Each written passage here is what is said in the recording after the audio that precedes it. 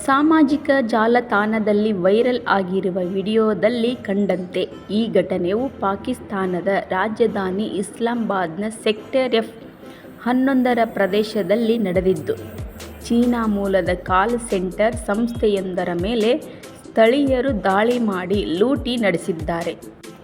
ಸುತ್ತು ಜಗತ್ತಿಗೆ ಸ್ವಾಗತ. ನಮಸ್ಕಾರಗಳು ಸ್ನೇಹಿತರೆ. ಬರಗೆಟ್ಟ ಪಾಪಿಗಳ ಲೋಕ ಪಾಕಿಸ್ತಾನ. ಈ ಮಾತು ಅಕ್ಷರಶಃ ಸತ್ಯ. ಅದಕ್ಕೆ ಸ್ಪಷ್ಟ ಉದಾಹರಣೆ, ಸಾಲದ ಸುಳಿಯಲ್ಲಿ ಸಿಲುಕಿದ್ದವರು ಸಹ ತನ್ನ ನಾಯಿ ಮರಿಗಳಾದ ಭಯೋತ್ಪಾದಕರನ್ನು ವಿಶ್ವ ಬ್ಯಾಂಕ್ ಹಾಗೂ ಸದ್ಯದ ಮಟ್ಟಿಗೆ ತನ್ನ ಅತ್ಯಾಪ್ತ ರಾಷ್ಟ್ರವಾಗಿರುವ ಚೀನಾದ ಸಹಾಯದಿಂದ ಸಾಕುವ ಈ ದೇಶಕ್ಕೆ ತನ್ನ ಜನರ ಕುರಿತು ಒಂದಿಂಚು ಯೋಚನೆ ಇಲ್ಲ.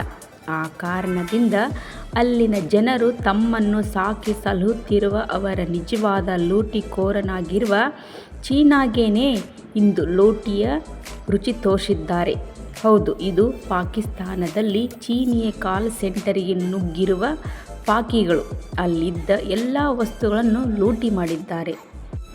ಇಸ್ಲಾಮಾಬಾದ್ನ ಸೆಕ್ಟರ್ F11ರಲ್ಲಿ ಕಾರ್ಯನಿರ್ವಹಿಸುತ್ತಿದ್ದ ಈ ಕಾಲ್ ಸೆಂಟರ್ ಚೀನಾದ ಕಂಪನಿಯೊಂದಕ್ಕೆ ಸಂಬಂಧಿಸಿದ್ದು.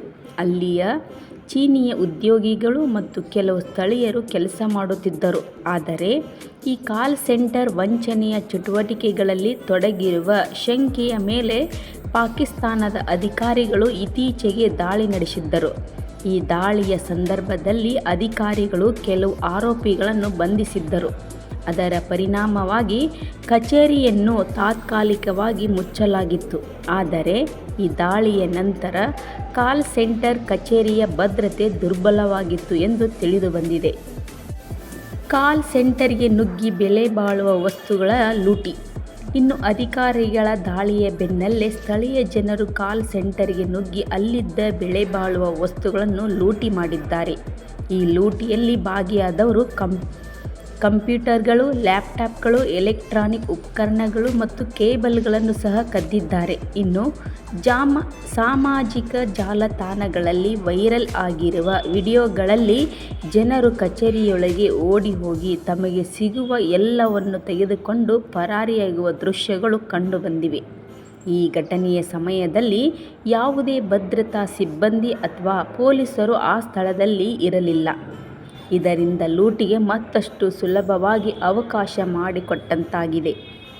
ಈ ಲೂಟಿಯ ಘಟನೆಯನ್ನು ಸಾಮಾಜಿಕ ಜಾಲತಾಣಗಳಲ್ಲಿ ಹಲವರು ಹಾಸ್ಯಾಸ್ಪದವಾಗಿ ಚಿತ್ರಿಸಿದ್ದಾರೆ. ಉದಾಹರಣೆಗೆ, ಒಬ್ಬ ಎಕ್ಸ್ ಬಳಕೆದಾರರು ಪಾಕಿಸ್ತಾನಿಗಳು ಚೀನಾ ಕಾಲ್ ಸೆಂಟರ್ ಲೂಟಿ ಮಾಡಿದ್ದಾರೆ, ಕೇಬಲ್ಗಳನ್ನು ಬಿಟ್ಟಿಲ್ಲ ಎಂದು ಹಾಸ್ಯದಿಂದ ಬರೆದಿದ್ದಾರೆ. ಇನ್ನೊಂದು ಪೋಸ್ಟ್ನಲ್ಲಿ ಅಯ್ಯೋ ಪಾಕಿಗಳು, ಚೀನಾ ಕಾಲ್ ಸೆಂಟರ್ ಲೂಟಿ ಎಂದು ವಿಡಿಯೋ ಸಹ ಶೇರ್ ಮಾಡಲಾಗಿದೆ.